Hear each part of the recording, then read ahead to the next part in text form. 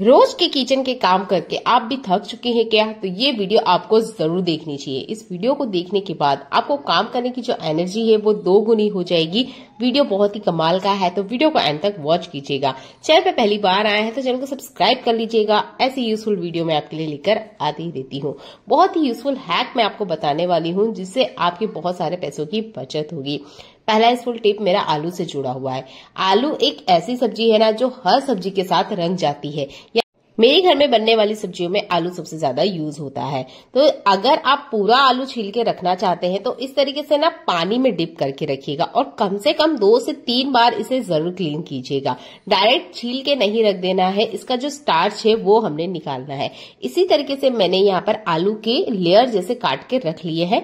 इसे भी मैं कट करके इसी तरीके से फूड कंटेनर में रखने वाली हूँ। इस तरीके से आलू को छील के 2-3 बार वॉश करके अगर आप पानी से फील करके रखते हैं, हफ्ते भर तक ये आलू चल जाते हैं। इस तरीके से आलू को कट करके आप फ्रिज में रख सकते हैं और जब चाहे इसकी रेसिपी बना सकते हैं। अलग से आपको आलू छीलने के लिए बिल्कुल नहीं बैठना होगा। तो इस ट्रिक का यूज कर सकते हैं आप आलू को छीलकर स्टोर करने के लिए।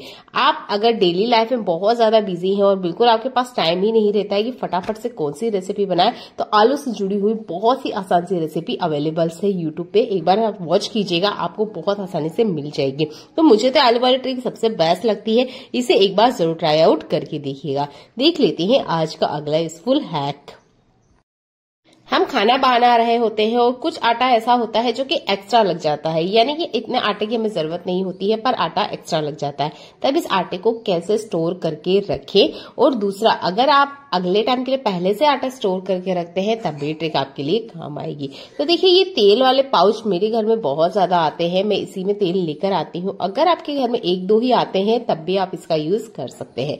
तो देखिए, इस पाउच को ना मत फेंकिए, ये पाउच आपके बहुत ज्यादा काम आ सकते हैं। इसमें अगर आप आटा रखते हैं तो ऊपर से आपको तेल नहीं डालना होगा क्योंकि इसके अंदर पहले से तेल होता है थोड़ा बहुत। अगर आपको लगता है कम है तो आप यहाँ पे 2 से 3 ड्रॉप डाल सकते हैं इसके अंदर तेल। और इस आटे को आप मानेंगे नहीं, हफ्ते भर तक आप इस तरीके से कवर करके रखेंगे, ये काला नहीं होगा।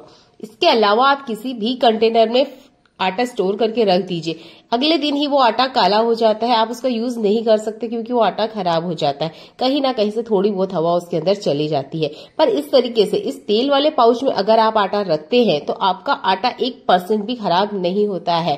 तो ये ट्रिक मुझे सबसे बेस्ट लगती है। इससे पैकेट है वो भी यूज में आ जाते हैं और जो आटा है बिल्कुल भी काला नहीं होता है। तो ये ट्रिक आपको बहुत ज्यादा पसंद आएगी। तेल बहुत ज्यादा कम लगता है, कंटेनर आपके खराब नहीं होंगे।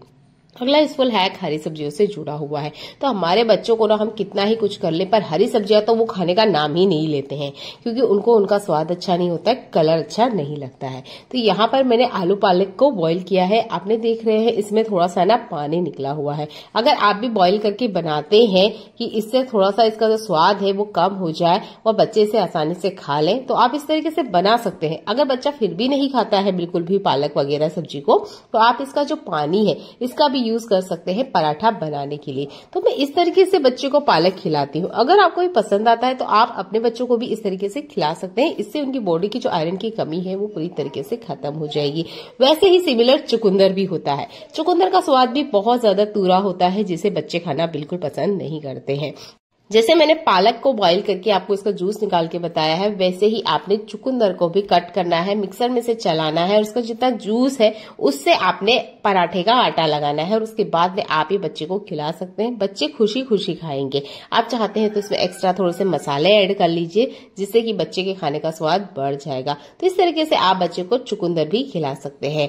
आपको ये ट्रिक अच्छे लगते हैं तो प्लीज ट्रिक को लाइक कर दीजिए। वीडियो पहली बार देख रहे हैं तो वीडियो को शेयर करना बिल्कुल ना भूलें। चैनल पे पहली बार आए तो चैनल को सब्सक्राइब कर लीजिएगा क्योंकि ऐसा खाना बच्चों को खिलाना बहुत ज्यादा जरूरी है। आप बच्चों से पूछेंगे जंक फूड तो बच्चे 1 मिनट में हाँ कर देते हैं खाने के लिए, पर इस तरह के फूड खाने के लिए मना करते हैं। तो इन ट्रिक को यूज कीजिए। अगला यूजफुल हैक मेरा बीटर से जुड़ा हुआ है। तो देखिए, बीटर से हम बहुत ज्यादा बैटर तैयार करते हैं यहाँ पर मैं बेसन आपको बीटर की मदद से निकाल के बता रही हूँ। तो जिस तरीके से मैं आपको बता रही हूँ उस तरीके को आप अपनाएंगे तो आपको जो चम्मच की जरूरत है वो बिल्कुल नहीं होगी और जो आपका आटा है वो भी बहुत आसानी से बाहर आ जाएगा। तो बीटर को कुछ इस तरीके से आप पकड़िए, इसके अंदर डालिए, हल्का सा ही आपने इसे घुमाना है और आप देखेंगे जितना आटा है ना वो बीटर के अंदर बहुत आसानी से बैठ जाता है और इस तरीके से आप आटे को बाहर निकाल सकते हैं। ये ट्रिक भी बहुत यूजफुल है अगर आप भी बेसन वगैरह से पकोड़ा बना रहे हैं और आपको आटा निकालना है, तो इस तरीके से आप बीटर की हेल्प से भी आटा आसानी से निकाल सकते हैं। तो पकोड़े बनाते वक्त इस ट्रिक को एक बार यूज करके देखिएगा। आई होप ये ट्रिक आपको पसंद आती है। देख लेते हैं आज के अगले यूजफुल हैक। खाने का स्वाद बढ़ाने के लिए हम प्याज का बहुत ज्यादा यूज करते हैं। आज मैं प्याज कट करने का नया तरीका आपको बताने वाली हूँ। उसके लिए जैसे मैं आपको दिखा रही हूँ इन्हीं स्टेप का आप फॉलो कीजिएगा। तो यहाँ पर प्याज का आपने छिलका निकालना है, इसके जड़ वाले हिस्से को नहीं काटना है और इसके पीछे जो पूंछ वाला हिस्सा है इसे भी नहीं कट करना है। बस आपने प्याज का छिलका उतार लेना है जैसे कि मैं आपको दिखा रही हूँ। इस तरीके से आप इसका छिलका पहले निकाल लीजिए। क्या आप भी छिलका सब्जियों का फेंक देते हैं? तो अगली बार मत फेंकिए। मैं नेक्स्ट वीडियो में आपको इन छिलके का बहुत अच्छे से यूज करके बताने वाली हूँ और इन ट्रिक को देखने के बाद आप जरूर कहेंगे काश हमें पहले पता होता तो हम इसे यूज करते, क्योंकि हमारे इंडिया में 90% जो कचरा है वो घर में से ही निकलता है और इस कचरे को अगर हम ठीक तरीके से डिकम्पोज नहीं करते हैं या ठीक तरीके से डस्टबिन में नहीं डालते हैं तो यही हमारे इन्वायरमेंट को खराब करने के लिए जिम्मेदार होता है। तो देखिए मैं तो कभी भी अपने किचन से निकलने वाले सब्जियों के कचरे को नहीं फेंकती हूँ। नेक्स्ट वीडियो में मैं इससे जुड़ी हुई ट्रिक आपको जरूर बताऊंगी। तो यहाँ पर मैंने लिया है प्याज और प्याज का देखिए पूंछ वाले हिस्से को मैंने नहीं काटा है, ना ही इसके जड़ वाले हिस्से को मैंने कट किया है। अब अपने प्याज में कुछ इस तरीके से कट लगाने हैं। तो मैं यहाँ पे थोड़ा बड़ा कट लगा रही हूँ। अगर आप ये काम पहले कर चुके हैं या आपको प्याज काटते रहते हैं तो और बारीकी से यहाँ पर इस तरीके से आपने इस पे कट लगाना है। तो इस तरीके से आपने इसे कट लगाते जाना है। पूरे राउंड शेप में हमने प्याज के ऊपर कट लगाना है। आधा आधे हिस्से में ही हमने चाकू को लगाना है, पूरी तरीके से चाकू नहीं लगाना है, नहीं तो प्याज पूरी तरीके से बिखर जाएगा। इसके बाद प्याज को आप कुछ इस तरीके से पकड़िए और एक ही बार में आप पूरे प्याज की बारीक चॉपिंग कर सकते हैं। तो ये ट्रिक मैंने शेफ को करते हुए देखा है, एक बार मैंने भी इसे ट्राई किया और देखिए बहुत आसानी से ना प्याज पूरा एक ही बार में कट चुका है। इतना बड़ा प्याज काटने के लिए हमें 2 टुकड़े में करना होता है जिससे हमारी आंखों में बहुत ज्यादा आंसू आते हैं और प्याज को कट करना भी एक बहुत बड़ा सिरदर्दी होता है कि बिना आंसू लाए हम इस प्याज को कैसे काटें। तो इस ट्रिक को आप अपना सकते हैं। बारीक से बारीक कटिंग आप प्याज की कर सकते हैं। बस प्याज को ना आपने इस तरीके से ही कट करना है जैसे कि मैंने आपको दिखाया है। पूंछ वाले हिस्से को नहीं काटना है, ना ही इसके जड़ वाले हिस्से को काटना है। बीच वाला जो गुदा है इस पे चाकू की आपने इस तरीके से लंबे लंबे निशान लगाना है और इसके बाद में इसे बारीक बारीक आपने कटिंग कर लेनी है। आप मेरे चैनल पे पहली बार आए हैं तो चैनल को एक बार जरूर विजिट कीजिएगा। चैनल पे बहुत सारे यूजफुल ट्रिक मैंने आपके साथ शेयर करे हैं जो आपके घर और किचन की लाइफ को आसान बनाते हैं। इनके लिए आपको 1 रुपया भी खर्च नहीं करना है और जो आपके काम है वो बहुत ज्यादा आसान हो जाएंगे। देख लेते हैं आज का अगला यूजफुल हैक। तो जब भी हम किचन वगैरह में काम करते हैं ना तो खलबत्ते का यूज करते हैं। तो खलबत्ते को जब हम यूज करते हैं तो आपने देखा होगा ये बहुत ज्यादा ना आवाज करता है। तो इसके लिए आप इसके बेस में एक कपड़ा इस तरीके से सेट कर लीजिएगा। किचन डस्टर को भी आप इस तरीके से सेट कर सकते हैं और खलबत्ते में जब भी आप मसाला वगैरह पीटते हैं तो इसके साथ ही आप नमक ऐड कर लीजिएगा। नमक दरदरा होता है जिसकी वजह से जो मसाला है बहुत ही आसानी से बहुत कम टाइम में अच्छे से पीस जाता है। खलबत्ते के बेस में कपड़ा लगाने का सबसे बड़ा फायदा ये है कि खलबत्ते से बिल्कुल भी आवाज बाहर नहीं आती है। अगर आप ये कपड़ा नहीं लगाते हैं और इसके बिना आपने इसे यूज किया है तो आपने भी सुना होगा इसमें बहुत तेज आवाज आती है जो कि दूसरों को डिस्टर्ब करती है। तो इस ट्रिक को आप भी यूज करके देखिए। देख लेते हैं अगला यूजफुल हैक। गरम तवा होते हुए अगर हम फिर से सब्जी गर्म करने के लिए गैस जला रहे हैं तो बिल्कुल ना जलाएं। बस आपने गरम तवे पर स्टील या एल्यूमिनियम के बर्तन में सब्जी लेके या रोटी या जो भी आप चावल गर्म करना चाहते हैं वो रख दीजिए। हल्का सा पानी डाल दीजिए। आप देखेंगे इस गरम तवे पर ये जो सब्जी है, तरकारी है, ये आपने जो चावल रखे हैं वो गर्म हो जाएंगे और आपको अलग से गैस नहीं जलाना होगा। बस इस गर्म तवे के रहते हुए ही आपकी सब्जियां गर्म हो जाएगी। तो आई होप इस यूजफुल ट्रिक को आप अपनाना चाहेंगे। इसके लिए गैस वेस्टिंग बिल्कुल नहीं होती है। छोटा सा ट्रिक है, जरूर अपना के देखिएगा। अगला यूजफुल हैक, अगर आपके घर में छोटे बच्चे हैं तो बहुत ज्यादा काम आने वाला है। मेरे घर में 2 छोटे बच्चे हैं। जब भी मैं उन्हें कॉफी, दूध या चाय देती हूँ तो अक्सर ना वो आपस में झगड़ने लग जाते हैं क्योंकि कप एक जैसे देखते हैं, उन्हें पहचान नहीं आती है आप इनकी पहचान अलग कर सकते हैं नेल पेंट की मदद से। तो यहाँ मैंने नेल पेंट ली है, जो भी कलर की आपके पास अवेलेबल है उसका आप यूज कर सकते हैं। और जो भी कप है, ग्लास है, उसके ऊपर एक अल्फाबेट बना दीजिए जो उनके नाम से स्टार्ट होता है। तो मेरे 2 बच्चे हैं, तो एक का नाम वी से स्टार्ट होता है, एक का एन से होता है। तो दोनों ही कप पे मैं अलग अलग कलर से यहाँ पर उनके फर्स्ट अल्फाबेट लिख रही हूँ, ताकि वो इन कप को पहचान पाए। और जब भी नेक्स्ट टाइम मैं इसमें दूध, कॉफी कुछ दूं तो वो आपस में झगड़े नहीं। अगर आपके घर में भी ऐसा बार बार होता है, बच्चे आपस में झगड़ते हैं, लड़ते रहते हैं कि अरे मेरा कप है, तुम्हारा कप है, तो ये ट्रिक को अपना के देखिएगा। तो आप कप के किसी भी हिस्से में ये मार्क कर सकते हैं, बस ध्यान दीजिएगा इनसाइड अंदर की तरफ ना करें, क्योंकि गर्म दूध या कॉफी आप डालेंगे तो नेल पेंट पिघल सकती है। तो ये भी छोटा सा ट्रिक आप जरूर अपनाना चाहेंगे। आप ये ट्रिक प्लेट और थाली पे भी कर सकते हैं, इससे अलग से पहचान आ जाती है और बच्चे आपस में बिल्कुल नहीं झगड़ेंगे।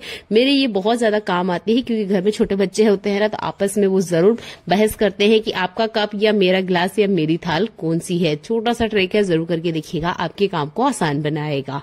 अगला यूजफुल हैक मेरा दीपक को लेके है। जब भी हम दीपक में इस तरह का लंबा बाती लगाते हैं, आपने देखा होगा बाती ना पहले से ही जल जाता है, फिर से हमें तिल्ली या किसी भी चीज की वजह से इस बाती को ठीक करना होता है। अब बार बार इस काम को करने के लिए स्पेशल हमें टाइम निकालना होता है। तो आप यहाँ सेफ्टी पिन का यूज कर सकते हैं। इससे बाती को आप सेंटर में भी रख सकते हैं, बीच में भी रख सकते हैं, जैसा कि आप रखना चाहते हैं। इससे आपको बाती बीच में आगे बदलने की बिल्कुल जरूरत नहीं है, ना ही बाती जल जाने का टेंशन होता है। तो इस तरीके से एक सेफ्टी पिन की मदद से आप बाती को अच्छे से अटका सकते हैं। ये छोटा सा ट्रिक ट्राई आउट करके देखिएगा। अगर आपको ये अच्छा लगता है तो आप इसे लाइफ टाइम के लिए भी यूज कर सकते हैं। सेफ्टी पिन को किसी तरह का कोई नुकसान नहीं होता है, और जितना तेल दिए में है वो सारा तेल ये बाती ले लेगी अपने में, किसी तरह की कोई प्रॉब्लम नहीं होती है। छोटा सा ट्रिक है सेफ्टी पिन से रिलेटेड, इसे यूज करके देखिएगा। बीच बीच में इस तरीके से आपको तीली या कोई लकड़ी की मदद से इस बाती को ठीक करने की बिल्कुल जरूरत नहीं पड़ेगी, जैसे कि यहाँ दूसरे वाले स्टील दिए में मुझे जरूरत पड़ रही है। ये बीच बीच में बाती को मुझे फिर से ठीक करना होता है। अगर आपके साथ भी बार बार होता है तो इस सेफ्टी पिन वाले ट्रिक को यूज कीजिएगा।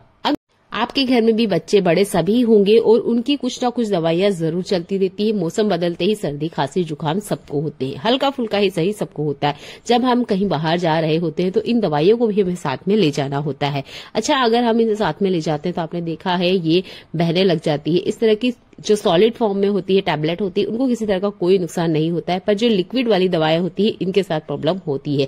तो आप यहाँ पर बैलून का यूज कर सकते हैं। ये बैलून बहुत ज्यादा महंगे नहीं आते हैं, मात्र 1 या 2 रुपए का एक ही बैलून आता है।